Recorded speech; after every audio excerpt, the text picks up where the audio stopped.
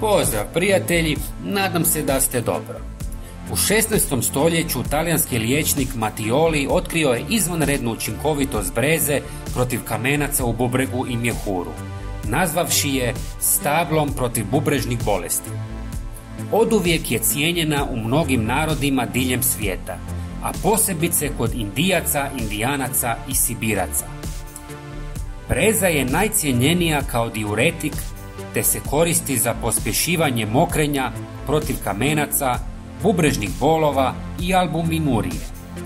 Potiče znojenje i liječi bolesti mjehura.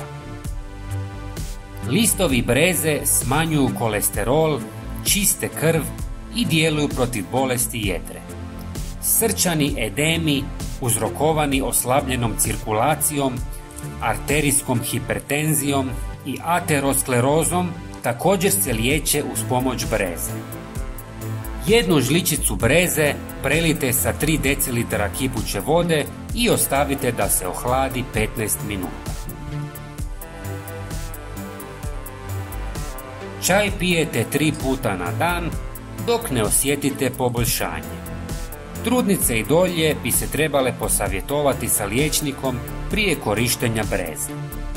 Napišite nam u komentarima odakle nas gledate i svakako se pretplatite na naš kanal jer vam svakodnevno donosimo nove savjete i recepte.